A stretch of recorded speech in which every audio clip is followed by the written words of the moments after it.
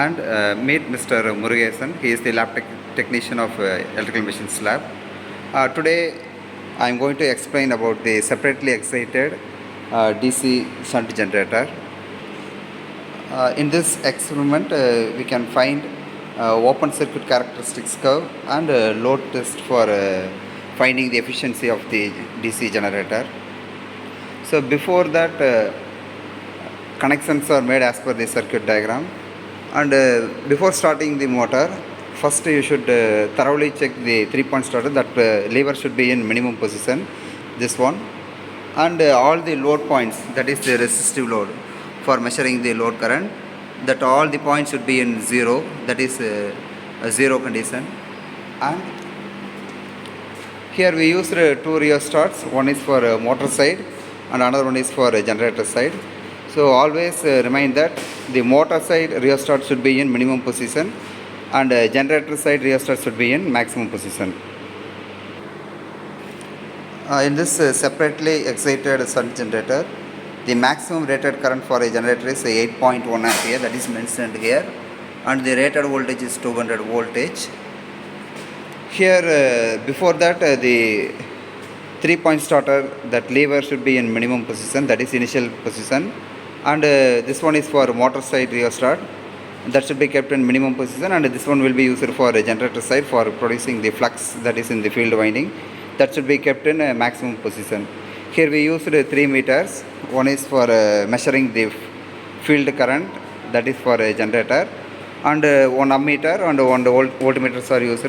This one is for measuring the voltage across the armature, that is A and AA, and this one meter, this meter will be used for measuring the load current. Now switch on the main MCB.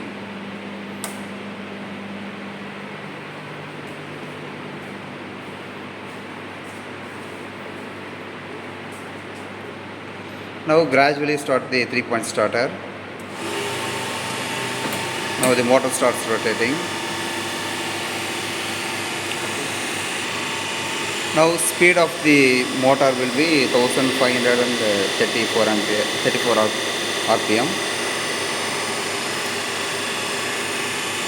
So basically we should keep the speed as 1500 RPM, but initially the motor runs at 1534 RPM. So it is a necessary speed to develop the voltage across the armature. So once the motor starts rotating, the power voltage is generated across the terminal A and A. So initially the voltage generated will be 150 volt, around 140 volt, and the field current, that is 0.17 ampere. So because of this 1.74 ampere, so based on that field current, then only the respective flux will be generated in the generator, so that the voltage is developed across the armature terminal. So basically, according to Faraday's law, the generator means whenever the conductor cuts the magnetic flux line, an EMF is induced around that conductor. Okay. So our very first step is we have to measure the open circuit test. For open circuit test, we should vary the rheostat, that is shunt generator side rheostat. So based on that resistance variation, the voltage will be slightly increasing. Okay. So based on that field current, that is if the field current is gradually increasing, means the voltage will be gradually increasing. Okay.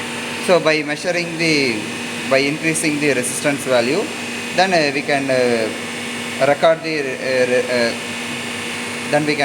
respective current in the field current, and voltage across the armature terminal, that is AA, will be recorded here like this.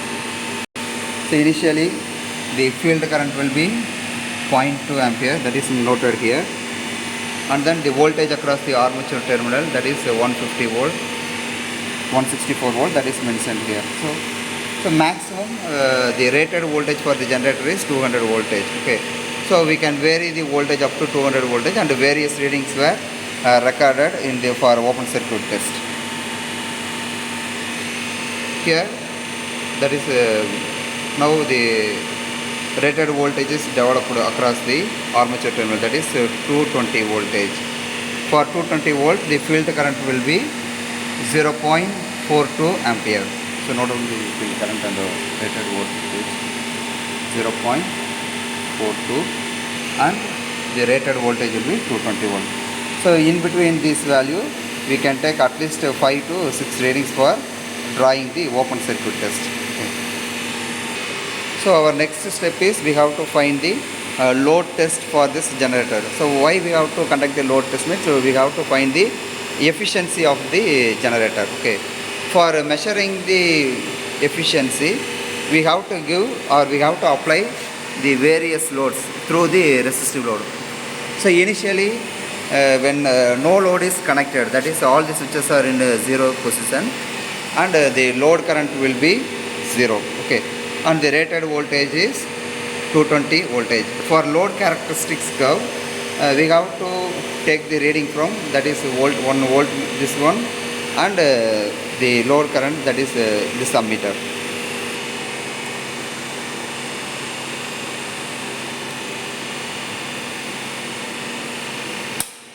No.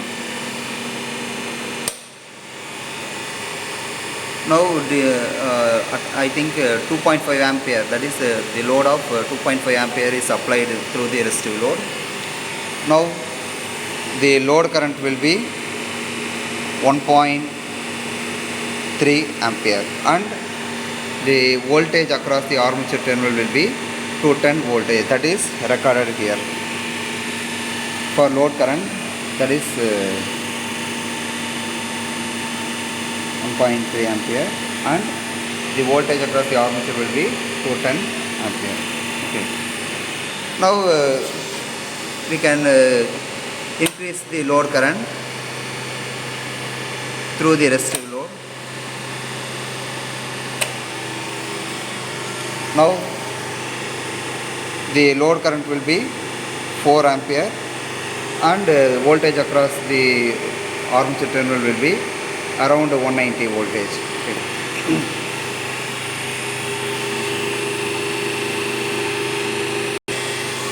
Here the rated current of the generator will be 8.1 ampere. Now the load current will be 4 ampere.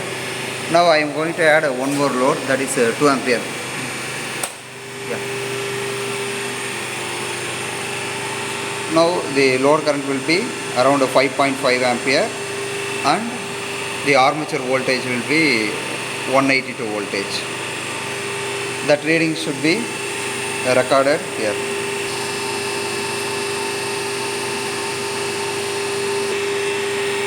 Once the necessary readings are taken, now all the switches are to be turned off.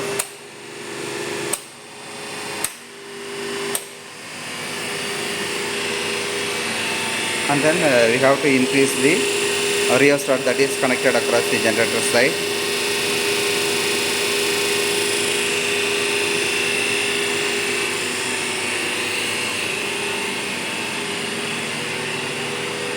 And then switch off the MCB.